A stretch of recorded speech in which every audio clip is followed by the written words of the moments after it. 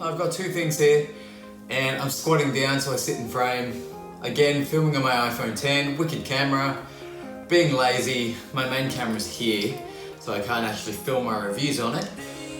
But this does the job. Now, I've got two things here. They're not new. I've got a Crane 2 with the dual handle setup. I've got a GH5 with Sigma 18-35. And I have a follow focus gear on the front of the lens here, which pretty much just lives on this lens. I couldn't be bothered taking it off, just put it back on later. So it's always on here, poking out. What do I want to show you? Couple of things actually. I only picked this up a couple of days ago, and I learnt that Zhiyun, however you say it, released a GH5 quick release plate. And the reason you have to get a GH5 quick release plate is because when you put the camera on here, the body is so close to this arm, you can't actually get the control cable from the arm into the body because the body's flush against this bracket here. Check this out. Let's go through the process of getting this camera on. What I might show, oops, gone the wrong way. Couple of things. When you mount this, you attach the base plate to the bottom of your adapter. If it's Viltrox, if it's a Metabones, same type of foot, same size, stick it on the bottom. I'm still kind of getting used to how far up this plate I need to put this adapter. But lens cap off. Should probably do that at the end, protect my glass, but that's alright. Touch wood. Alright, we're on there. Locked off. Let's get rid of this annoying thing. Alright, that's off. Alright. Now let's figure out where we want this to sit. So I'm too far back on my plate. Let's undo the Viltrox, shift it forward a little bit. Oops, way too far forward. Let's get like there. Just back from the middle. Alright. Now, as all GH5 owners will tell you, make sure your screen is out. And look at that. So my first setup, just whacked it on, heaps of room. It's too back heavy. How many people can say that running a Sigma on a gimbal? So, all we do is loosen up this plate, slide it forward a bit. Ooh, very close. Oh, so close. That's feeling pretty good. Oh, you know what it's like owning one of these, right? Bit by bit by bit. And check it out. See how easy that was? Tons of clearance at the back, perfectly balanced, facing up. Ooh, still a bit more back weight. I mean, after trying a few different gimbals with the Sigma 18-35, this is with this follow focus gear on the front, it's still giving me back weight issues. As in, it's wanting to tilt back this way. It's the only gimbal I've tried so far. Voila, look at that. How is that for balanced, huh? Freaking perfect. Also, the control cable. There's something really, really cool. If you're running a Sigma on one of these Crane 2s, you don't need to worry about a GH5 plate, because we're back far enough. My cable's plugged in here. The arm that gets in the way is there. Plenty of room to pop in this cable. Click. Check it out. GH5 on a Crane 2 with follow focus gear on the front. Fire it up. What have you got? A wickedly weighted GH5, Sigma, 18-35. That is stellar. Highly recommend, guys. Now I know this tech is pretty old, as in camera's been out for a while, the crane's been out for a while. There's nothing new going on here, but it's more about just showing you guys how easy it is, because I couldn't find a single review of someone doing what I just did. Isn't that crazy? There's so many of these cameras, so many people using this setup.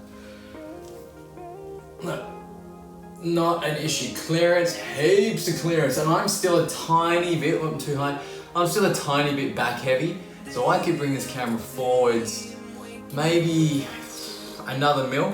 I do have a variable ND filter that I want to be sticking on the front of this as well. Don't have it with me, but that'll fit. There's so much more leeway to play with on this.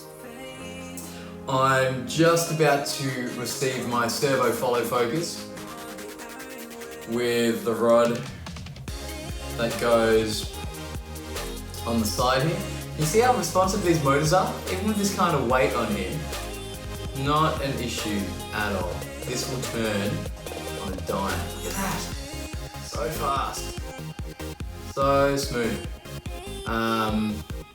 Do yourself a favour, if you're looking to run this setup on a gimbal, just get the Crane 2. There's not much in the world at the moment that can handle this setup easily. And it's not about the size of the camera. You see people running big Canon film camera bodies on here. Maybe like an Ursa Mini might fit on here, but their weight is centered here, right? The problem with this setup is the GH5 is quite light, and this lens is really front heavy. So the issue isn't the weight overall, the issue is the weight at the front of your camera. Tried a ton of gimbals. This is the only one that just works. Plain and simple, it works. So there you go. That's it. The 18-35 Sigma on a Viltrox EF-M2 0.71 with a follow focus gear on the front, which is fairly light, but you know how delicate these gimbals are. Any weight on the front will make a change. Flawless, absolutely flawless. Up and down, tons and tons of clearance at the back. And just in case you guys did want to see this, weight-wise, the new POV mode, unbelievably responsive. The weight here, there is no issue. I can go on all sorts of weird, wacky angles, and this is gonna follow me wherever I go. I do have some counterweights that I was toying with, and I might try a bit later, and if it works I'll make a review. I'm thinking about putting about half a kilo on a plate under the back of this base plate here. So I have another half kilo, 500 grams, pulling down at the back, and I'm gonna see if I can get my Sigma 50 to 100 on here. Weight-wise, that'll be about the peak of what this gimbal can actually carry, because that's a 1.5 kilo lens, plus a half kilo of weight, that's 2 kilos, plus the body, plus the adapter. Then having my ND filter on the front of that lens, it might work, but I have to get a plate to be able to get that 500 grams hanging off the back here. But I'll let you guys know. Again, I'll make another review with this exact setup in about a week's time with the Zhiyun follow focus. Again, it's more for just because people love talking about this setup. Look how responsive that is. Oh my god. But no one is talking, no one's really made a video just to show you what this can do. So the Crane follow focus system, I don't know if you guys know, the rod bolts into this hole here, tons of reviews on it, tons and tons and tons. Lots of people, kind of rumors on some of the forums, 1 out of every 20 comments saying the servo follow focus, there's an issue with the cable length or the servo actually reaching the follow gear on this exact setup again. Can't find a video. everyone talks about it, no one can be bothered making a video, so I'm gonna make one. I reckon we're not gonna have any issues here. I'm gonna see if I can get the servo to work with my follow focus gear that I use on my shoulder rig, which is on right now. So fingers crossed, I reckon we'll be fine. Servo sitting here somewhere, bit of an angle, locked onto the bottom gear, and away you go. Alrighty dudes, thanks for checking out my latest review. I'll make another one next week. Please subscribe if you want to see more of these. I'm just going to start doing tons and tons of them. Hopefully my sound will get a bit better. I do have a lav mic, but that's mostly for film stuff that I do. I'm going to source a better way of recording audio, so the sound's a bit better. But for now, peace out. Check out my links at the end of this video for some of the other stuff that I've reviewed. And a link to a small proof of concept we made for a short film we're about to start making. Linked, where am I? Linked, I'm gonna say it's linked up there.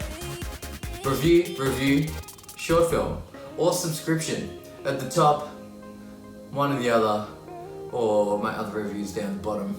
Anyway, peace out. See you later, guys. Effortless. Too easy.